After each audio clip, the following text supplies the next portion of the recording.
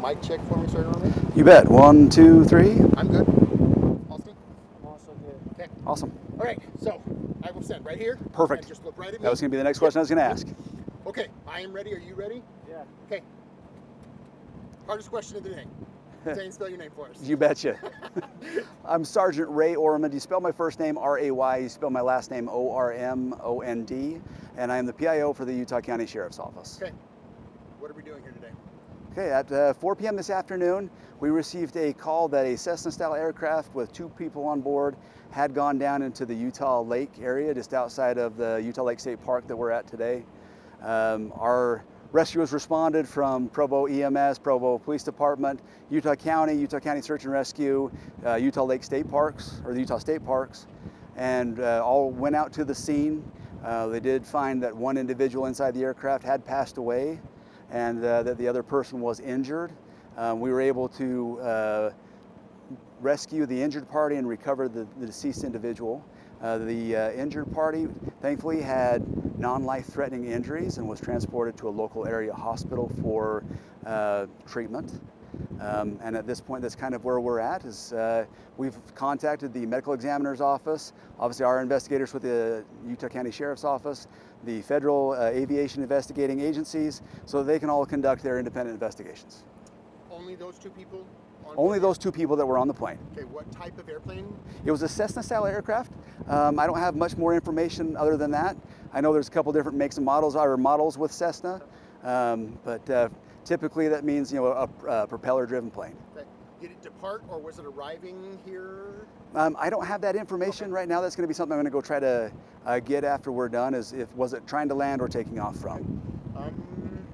When did you say you got this call? We got it at 4 p.m. Okay. Austin, you got anything? This isn't the only aviation kind of thing today, is it? Wasn't there? Well, there was a helo that went down in Fillmore. That's Yeah. what I'm aware of. Yeah, from my understanding, and that's about as much as I know too. As I know there was another aircraft that crashed. I believe it was a helicopter in the southern part of the state. What else? Yeah.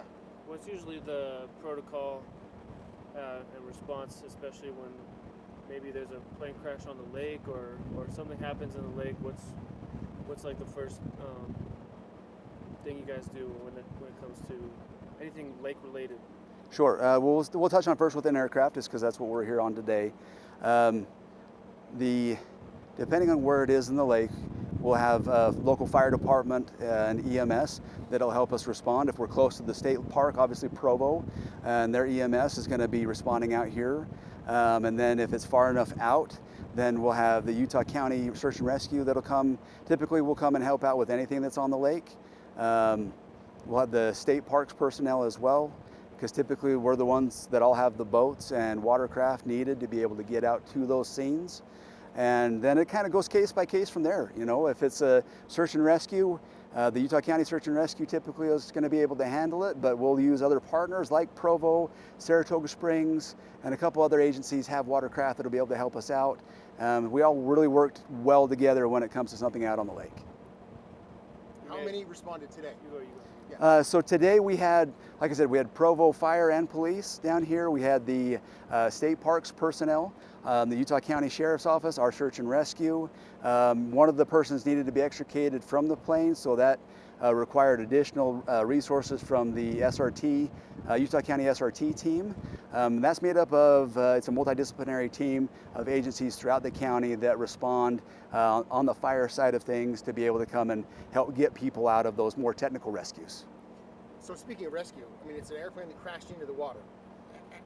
Was it near the shoreline? Was it like in 12 feet of water? Was it in 4 feet of water? So they didn't need any divers or anything like that. Okay. The plane was not fully submerged, which is something that definitely aided in all of our efforts today, both rescue and recovery, to be able to get out there and not have to worry about swimming or diving down underneath the water.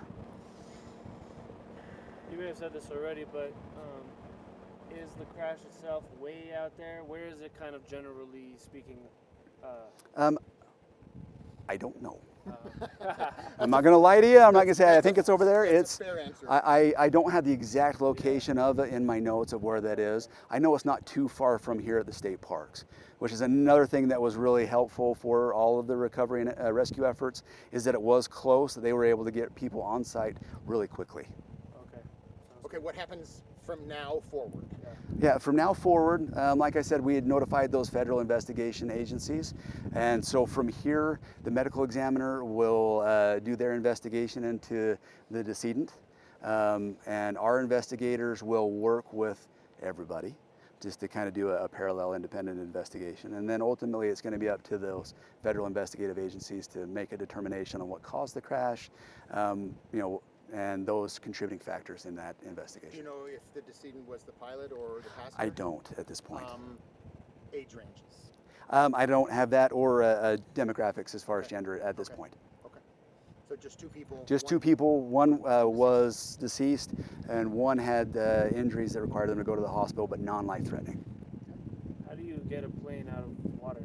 That's a really good question. That is a good question. So there are different companies that actually do salvage and recovery as far as with bodies of water. That we have some right here in Utah County that they will come out and recover boats and aircraft and whatever needs to be out of the lake. So the state parks will work with them on that aspect of making sure that that plane ends up getting recovered and turned over to the whatever federal agency decides they want it. What advice or tips do you have for maybe people that go fly planes or whatever when it comes to safety and things you should do before you fly a plane and after and all that? Not being a pilot myself, so I don't have a lot of expertise in that. I would just say follow, your protocols and your pre-flight procedures, post-flight procedures, and anything, if you have step-by-steps that you've got to do while you're in flight, just make sure you're doing everything that you can. And air travel is an extremely safe way to fly. It's just like driving cars. Sometimes, unfortunately, there are incidents, and in this case, definitely, unfortunately, there are fatalities. So this is a fairly flat, easy to access for the general public. Boaters coming to Looky-Loo. Yeah, boaters and all that. At this point inside the harbor, we do have the north side of the state park that is closed for our investigation and our efforts at this point. And what I would say if this out in the water is just stay away. There's no reason, there's no need for you to get close. The last thing you want to do is impede or impede anything into an investigation and end up with yourself getting into trouble. So it's best just stay away. That's all I got. That's all I got. Yeah. Perfect. Okay. Thank you, You're sir. the best, Awesome. Norman. Yeah.